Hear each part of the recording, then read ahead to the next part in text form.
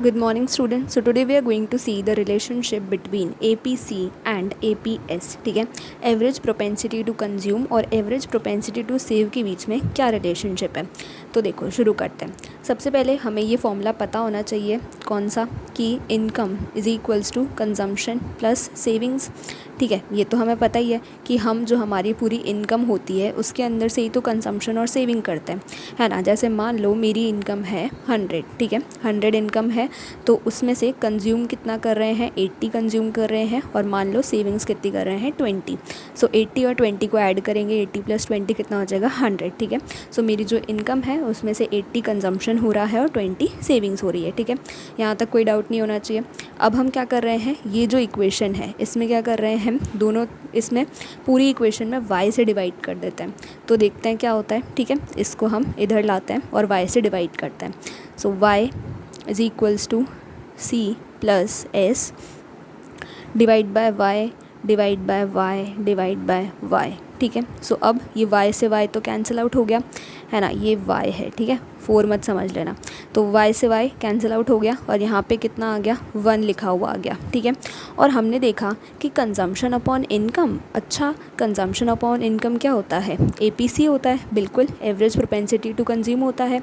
और हमने देखा कि जो S अपॉन वाई है, यानी कि सेविंग्स अपॉन इनकम, तो ये तो हमने फॉर्मूला कहीं देखा देखा सा लग रहा है। ये किसका फॉर्मूला है, हमारे APS का फॉर्मूला है, बिल्कुल, एवरेज प्रोपेंसिटी टू सेव का फॉर्मूला है। ठीक है, तो हम ये दोनों वैल्यूज़ लिख सकते हैं।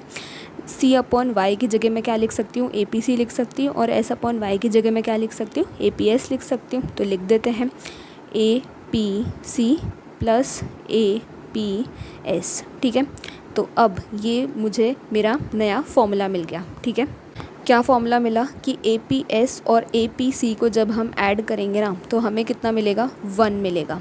ठीक है, बस ये हमारा एक फॉर्मूला बन गया। ठीक है, अब हम देखते हैं relationship between MPC and MPS। ठीक है, सो बिल्कुल देखो इसमें क्या होगा हमें ये तो पता है कि y is equals to C plus S होता है।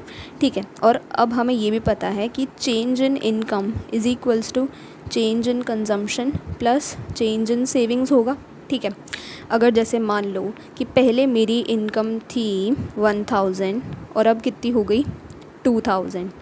ठीक है, सो चेंज इन इनकम कितना हुआ, 1000 हुआ, 1000 लिख देते हैं। ठीक है, पहले 1000 में से मैं कितना कंज्यूम कर रही थी, 800 कंज्यूम कर रही थी और 200 सेव कर रही थी। ठीक है, और अब मैं कंज्यूम कितना कर रही हूँ, 1200 कंज्यूम कर रही हूँ, और अब मैं सेव कितना कर रही हूँ, 800 मैं सेव कर रही हूँ। ठीक है, सो अगर हम देखें कि चेंज इन कंजम्पशन कितना हुआ। ठीक है, ये कंजम्पशन है, ये इनकम है और ये सेविंग्स है। ठीक है, तो कंजम्पशन में चेंज कितना हुआ, पहले 800 कर रही थी, अब 1200, सो 400 हो गया। तो चेंज इन कंजम्पशन कितना हो गया, 400 प्लस चेंज इन सेविंग्स देखते हैं, पहले 200 सेव कर रही थी, अब 800 सेव कर रही हूँ। सो 800 माइनस 200, 600 आ गया चेंज इन सेविंग्स। ठीक है, तो यहाँ से भी हमने ये प्रूफ कर दिया कि चेंज इन इनकम यानी 1000 इज इक्वल्स टू कितना हो जाएगा, change in consumption plus change in savings, यानी कि 400 प्लस 600 कितना हो जाएगा, 1000। ठीक है, अब ये जो हमारी जो इक्वेशन है, ठीक है, इसमें मैं क्या कर रही हूँ, दोनों तरफ चेंज इन इनकम से डिवाइड कर देते हैं। ठीक है, ऊपर हमने क्या किया था, इनकम से डिवाइड किया था, है ना, y से डिवाइड किया था। अब हम क्या कर देते हैं, चेंज इन इनकम से डिवाइड कर देते हैं। ठीक है, तो देखते हैं क्या होता है। So change in income upon change in income is equals to change in consumption upon change in income plus change in savings upon change in income. ठीक है, चेंज इन इनकम से change in income cancel out हो जाएगा और हमें क्या मिल जाएगा, 1 मिल जाएगा। ठीक है ना, ये तो समझ पा रहे हो ना कि अगर जैसे मैंने 10 अपॉन 10 किया तो 10 से 10 कैंसिल हो गया तो 1 आ जाएगा। ठीक है, वहीं पे अगर मैंने देखा कि change in consumption upon change in income, ये तो कहीं देखा देखा सा लग रहा है। तो मैंने देखा कि अरे ये फॉर्मूला किसका है, ये फॉर्मूला तो हमारे MPC का है, बिल्कुल। तो MPC का फॉर्मूला क्या होता है, मार्जिनल प्रोपेंसिटी टू कंज्यूम का फॉर्मूला क्या होता है, change in consumption upon change in income. तो क्या मैं change in consumption upon change in income इस पूरे की जगह MPC लिख सकती हूँ, बिल्कुल। तो मैंने लिख दिया MPC, ठीक है। ठीक है, तो इस पूरे की जगह हम क्या लिख सकते हैं, MPC लिख सकते हैं, ठीक है। और वहीं पे अगर हम देखें कि change in savings upon change in income क्या होता है, तो वो क्या होता है, MPS होता है, मार्जिनल प्रोपेंसिटी टू सेव होता है, ठीक है। तो इस पूरे की जगह हम क्या लिख सकते हैं, MPS लिख सकते हैं, ठीक है। तो ये हमें एक नया फॉर्मूला मिल गया, ठीक है, कि PS plus MPC is equals to 1, ठीक है। अब क्वेश्चन कैसे आएंगे कि हमें क्या दे दिया जाएगा, MPC दे दिया जाएगा और MPS पूछेंगे, ठीक है। तो हम कैसे निकालेंगे, MPC को उधर ले जाएंगे, ठीक है। सो 1 माइनस हम क्या कर देंगे, MPC कर देंगे, तो हमें क्या मिल जाएगा, MPS मिल जाएगा, ठीक है।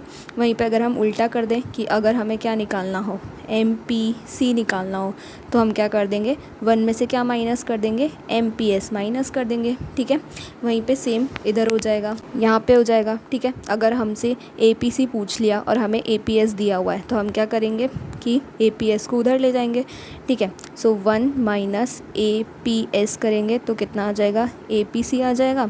और अगर हमें APS निकालना हो तो हम क्या कर देंगे, 1 में से APC माइनस कर देंगे, ठीक है।